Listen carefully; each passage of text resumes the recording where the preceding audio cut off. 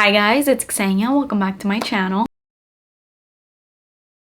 So in today's video, I have a dedicated review on the brand new Sabrina Carpenter Cherry Baby perfume. This is now available in Walmart. I picked this up at my local store, so I think you could find it in stores now, and of course it also is online. And it's pretty affordable. This 1 fluid ounce cost me $29.99. So $30. I knew that as soon as this perfume actually came out, I was gonna buy it. I know I spoke about this in my new perfumes video, and in that video I kind of mentioned that cherry perfumes lately are just coming in hot. It's like one after the other. There's a lot of cherry perfumes, but I personally feel like they all kind of smell the same, so it's just really redundant, and at this point I'm just bored. I do love cherry notes, but then I go smell these new perfumes that have cherry in them and I'm all excited, and it ends up smelling like a million other cherry perfumes that I've smelled. The majority of cherry perfumes that come out smell like Tom Ford's Lost Cherry, and I don't understand why they all smell like that perfume. Maybe it's just me that thinks that, I don't know, but every time I smell a cherry perfume nowadays,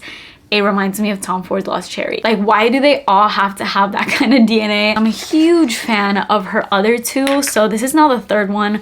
I love the first one. This is definitely my favorite. I love this perfume so much that I have two of them. I don't have that many doubles in my collection. I only have backups for the perfumes that I really truly love, and that's not that many, especially now that I'm in this process of downsizing and moving and all of that. I don't want to just lug a million perfumes with me, but there's certain perfumes where I'm just like, I have to keep these. And for me, that's the original Sweet Tooth. It's a delicious white chocolate, creamy, super girly, sweet fragrance. And then of course, this one that followed it, this is Caramel Dream. So it's like a caramel, darker version. The original Sweet Tooth has white chocolate, whereas in here they put dark chocolate. So overall, it's just a darker, sexier vibe. And now we have Cherry Baby. So let me get straight into this perfume and my thoughts. Please make sure that you're subscribed to my channel and turn post notifications on, and let's get started. So let's start off with the notes. This has top notes of cherry, brown sugar, apple, and plum, middle notes of dark chocolate, red poppy, vanilla orchid, and peony, and base notes of cashmere wood, amber, musk, patchouli, and resin. I'm not gonna lie, I love the notes. I love cherry, I love brown sugar, apple, plum, super delicious. We have that dark chocolate in this one again. So as soon as I saw I would have dark chocolate, I figured it would be another sexy sort of darker version of the OG. I'm a huge fan of poppy notes. I love peony, vanilla orchid, just a bunch of really warm florals. So I knew right off the bat this wasn't going to be a floral perfume, which I was not expecting at all because the other two are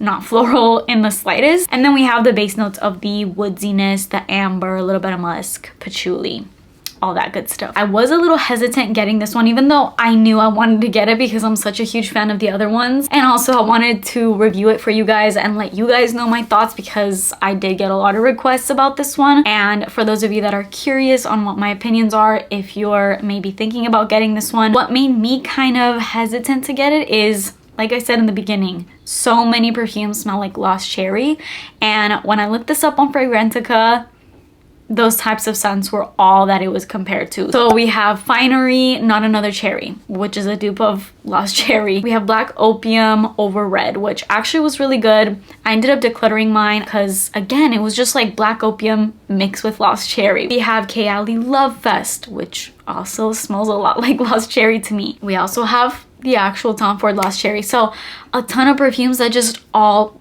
smell like different versions of the same perfume. That I wasn't too fond of, but I decided to get it anyway. I gave it the benefit of the doubt. I'm like, maybe it's just like a better version of all these perfumes. So here are my thoughts.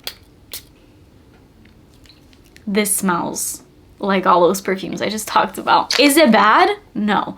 Also, the price point, if you want a Lost Cherry dupe, this is amazing. I wouldn't necessarily call it 100% a dupe of Lost Cherry because I think this is very true to the other perfumes in her line, which are very girly and they're not, you know, edgy or super out there like Tom Ford's Lost Cherry. And that's why I'm not gonna say that this is like 100% a dupe of Lost Cherry, but I would say it's like 80% there. It's just that it's a lot more toned down. So honestly, I do like that about it. Maybe my nose is just not evolved enough to love Tom Ford's Lost Cherry.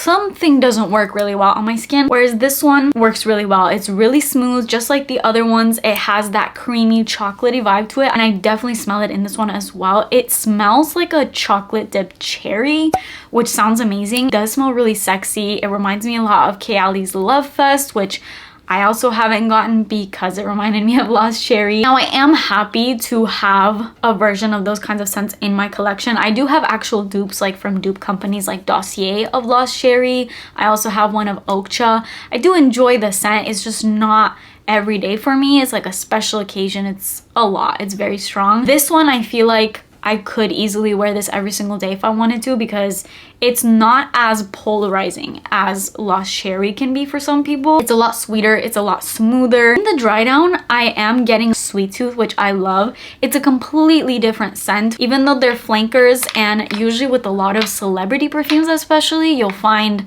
not much differentiation between the original and the flankers. They all smell different, but I do like that I can smell a little hint in the dry down of the OG, like that creamy white chocolate, almost marshmallowy scent is in here, just a lot darker, more cherry. I can smell the cherry in here. The cherry is really strong, and for me, this is pretty long lasting. This wears like 4 to 6 hours, which is incredible for a perfume that is this inexpensive. Bottom line, if you're into Lost Cherry, I think you would love this. If Lost Cherry is a bit too much for you and you want something creamier and smoother, I also think that you would love this because it is different enough where it can be a lot easier on the nose than Lost Cherry. Although maybe I would have wished this was cherry taken in a different direction, I'm not completely disappointed by this because I think it smells really sexy. I do think it smells like a red perfume. It's giving cherry baby. It's giving me sexy vibes. It's pretty seductive and sweet, literally chocolate covered cherries. Something in the dry down of this also reminds me a lot of Sunset Glow by Bath & Body Works. It's almost like a stronger perfume version of that scent as well. I totally expected to be very disappointed by this perfume, but I really like it. I actually like it more than Lost Cherry, which is about $500.